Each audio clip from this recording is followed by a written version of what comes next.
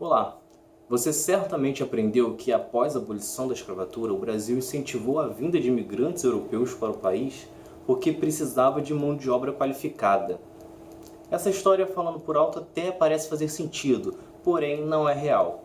Para explicar um pouco o que de fato ocorreu, fizemos esse vídeo. É Pilatos lá na Bíblia quem nos diz, e também faleceu por ter pescoço o infeliz autor da guilhotina de Paris. Desde a proclamação da República, o governo brasileiro começou a estimular a vinda de estrangeiros para cá.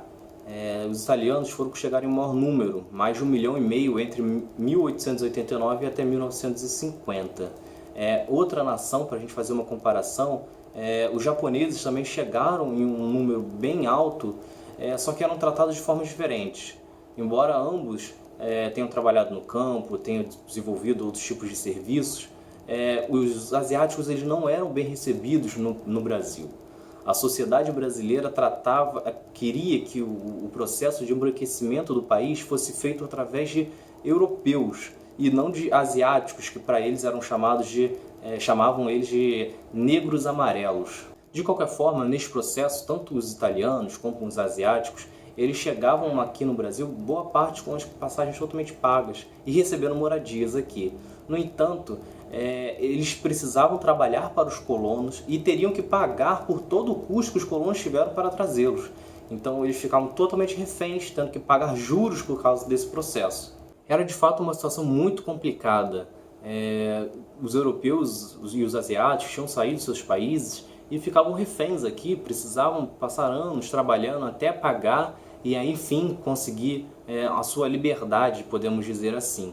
Só que apesar de ser uma situação difícil para eles, quem sofreu mais com este processo novamente foram os negros. Porque é curioso como a justificativa da mão de obra qualificada, ela cai assim que você faz um raciocínio breve.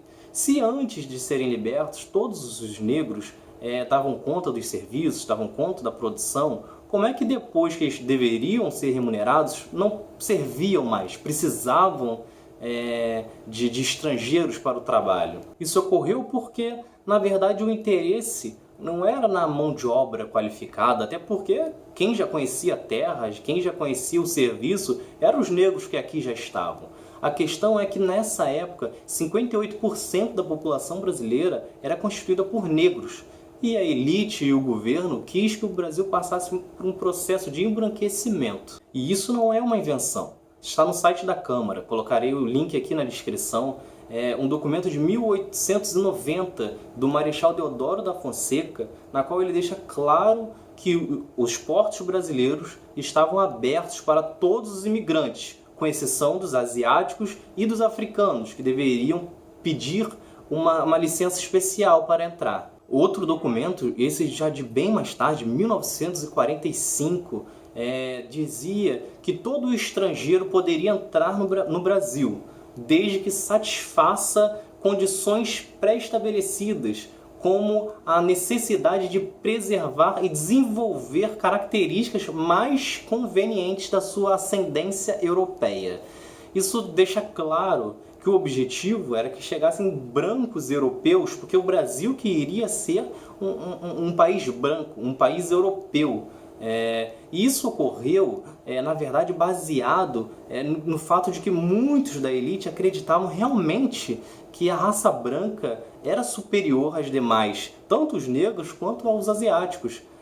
Isso é uma coisa praticamente igual ao nazismo. A única diferença é que no Brasil não estava legalizado você matar os negros, perseguir uma outra raça. No entanto, ele deixava claro não só que a raça branca era superior, como também apenas os brancos eram bem-vindos ao Brasil. E estamos falando isso de 1945, gente. Algo muito próximo. Você certamente conhece um negro que já tinha nascido em 1945, ou no mínimo você conhece o filho de alguém que viveu este processo, que basicamente estamos falando de um documento, de algo da Constituição brasileira, que dizia que sim, que o branco era superior e quem estava bem-vindo para entrar no Brasil era o branco.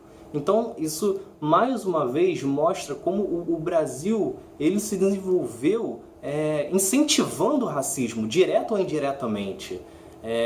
Além disso, com todo este processo, além de ser tratado como uma raça inferior, os negros que haviam deixado de ser escravos, eles ficavam basicamente sem trabalho, já que o serviço que ele produzia passou a ser ocupado pelos italianos, pelos asiáticos, que foram incentivados a vir para o país com a ajuda do governo. Com esta situação terrível, muitos deles acabaram se sujeitando a voltar a serem escravos, porque pelo menos assim conseguia um local para morar ou pelo menos um prato de comida. De novo, estamos falando de algo muito recente na nossa história, então não dá para ficar com esse discurso de que o racismo no Brasil não existe. Quem gostou, curte o canal, se inscreva e procure ler um pouco mais sobre a história do Brasil, sobre a forma como os estrangeiros entraram no país, a forma como os negros foram tratados até hoje. Mais para frente vamos abordar mais sobre esse tema. Então se inscreve e ativa as notificações que você vai receber todos os vídeos. Valeu!